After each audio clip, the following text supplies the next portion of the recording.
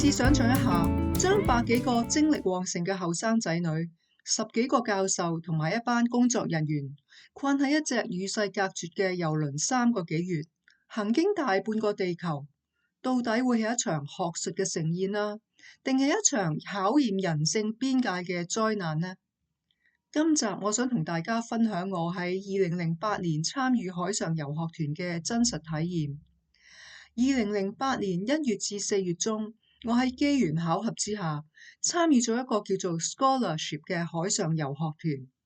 呢個係類似美國 Semester at Sea 嘅計劃，唔同嘅地方就係 Scholarship 由6間喺澳洲、美國、墨西哥同埋大陸嘅大學有份合辦。參加嘅學生只有一半係美國人，其他係嚟自10幾個國家，大部分係本科生，亦都有少部分係研究生。我當時係船上10幾位教授之一，負責教授2個課程。基於我係當時最年輕嘅教員，今集我可以以雙重角度去解釋呢個計劃。我記得所有工作人員喺07年12月27號上船做3日2夜嘅 briefing， 行程出發地點係香港。12月嗰陣隻船已經到咗㗎喇，但唔係派天星碼頭喎，因為太貴啦。有隻船仔接我哋去泊喺海中心嘅郵輪嗰度做 briefing。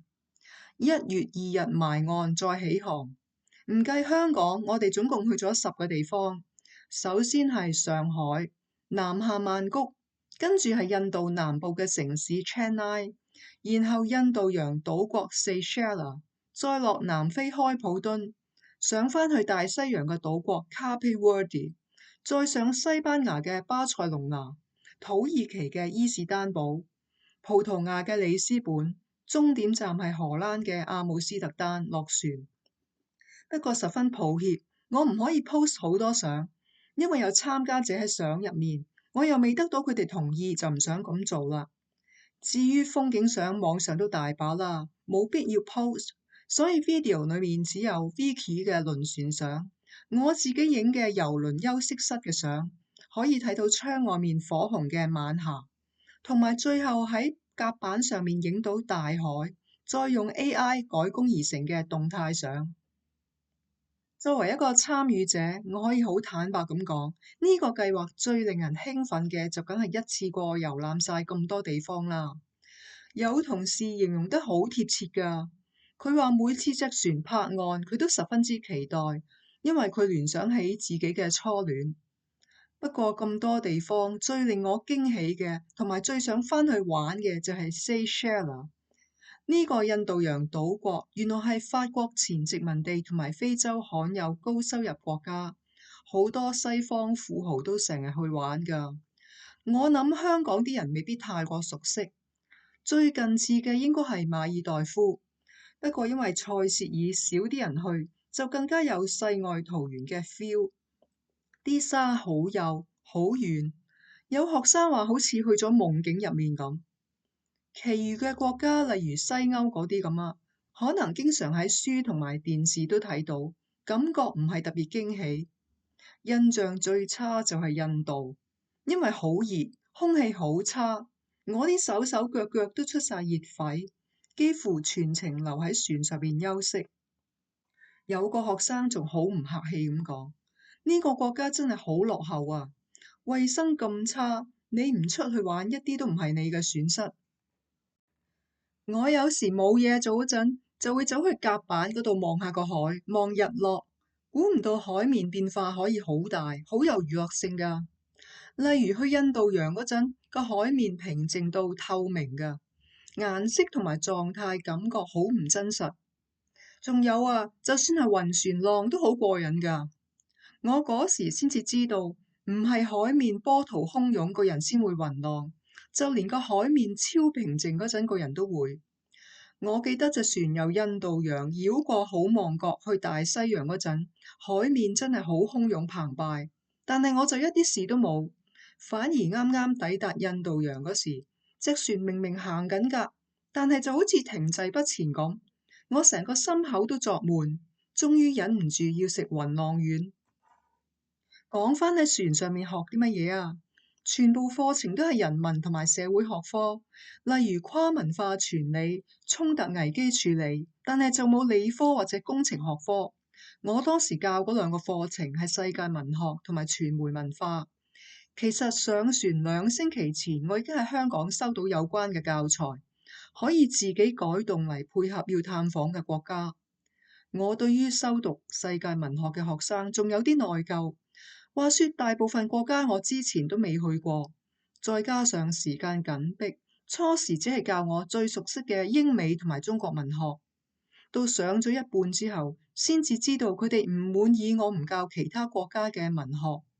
我唯有喺下半場盡量喺網上搜刮資料嚟配合整個行程，但喺船上面上網就超慢，我都嫌自己改動得太遲啊！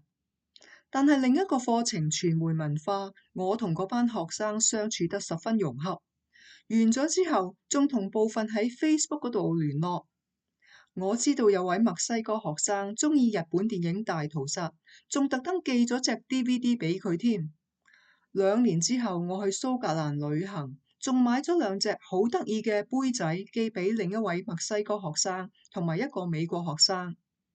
課堂仲有2位嚟自非洲嘅學生，不過基於文化原因，我同佢哋始終好有隔膜。當時課程編排係點嘅呢？當船埋岸嗰陣，就去當地大學舉辦嘅參觀活動。當船繼續航行到下一個站之前，大家就上堂。航行嘅日子分所謂 Blue Day 同埋 Green Day， 係指天同海、藍同綠2隻顏色。我第一個課程就喺 Blue Day 上堂，另一個課程就係 Green Day 上。學期中同尾都有測驗同埋考試，最後評分分4級 ：High Distinction、Distinction、Credit 同埋 Pass。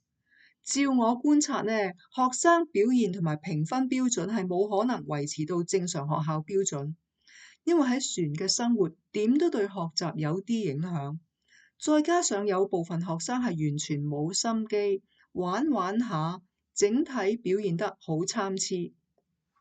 叻開同認真開嘅學生好快就好突出，由頭帶到落尾。冇心嗰批，唔通你真係俾佢唔合格咩？除非佢考試嗰日缺席嘅啫，否則好勉強都要俾個 pass 佢。完咗之後仲有 grade appeal 先搞笑。之前提到嗰2個非洲學生死掠爛掠，最後又 pass 掠到上 credit， 仲好似心有不甘咁添。我知道有唔少參與嘅人，尤其係學生，行程完結之後都有成班新嘅朋友。我就比較奄尖，只係同好少部分有繼續聯絡。一來我當時已經唔係學生，心態唔同咗，對人多咗份懷疑。其實開始嘅時候，我係打算同所有同事都成為朋友，或者至少建立良好嘅關係㗎。但係事與願違，因為有唔少係唔尊重我嘅邊界。問題係，就算你對其他人好，都唔可以過分八卦㗎嘛，否則就會侵犯人哋嘅私隱。不過呢個某程度上都可以歸咎船嘅環境。喺正常嘅工作環境呢，一般同同事相處最多咪8至10個鐘，10幾個鐘頭都盡啦。但係逼埋喺船度就成日都會見住，唔少初時關係好好，到最後都轉壞。仲有少部分同事本身人格都好有問題，根本當初就唔應該俾佢哋上船。我下集會詳細啲講。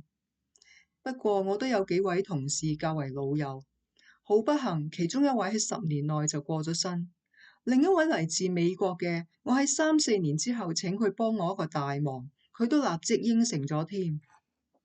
海上學期仲有好多其他陰暗面，如果你打算參加類似嘅計劃，記住提防性騷擾啊！船上嘅罪案理論上有得追究，但係涉及嘅法律太過複雜，除非十分之嚴重，否則到最後都係息事寧人。性騷擾嗰類就係好例子啦。有心犯案嘅，因為知道大多數唔會負上刑責，就會變得特別猖狂。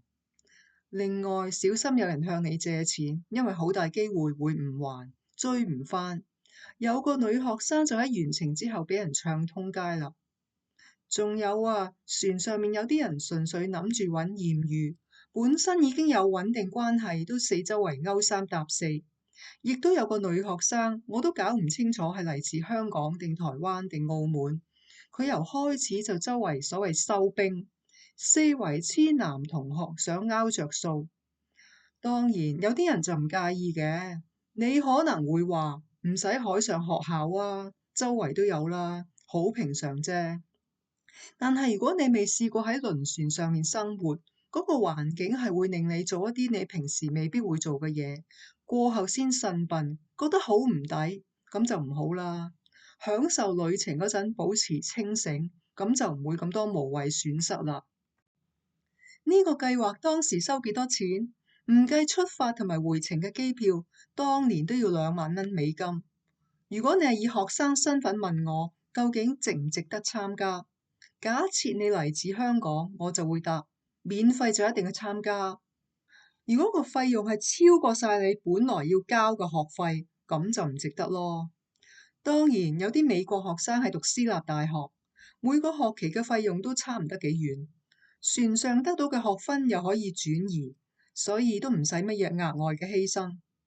不過真正體會生活，16個禮拜停留喺1、2個地方，學到嘅嘢應該點都會比走馬看花去10個地方更加多。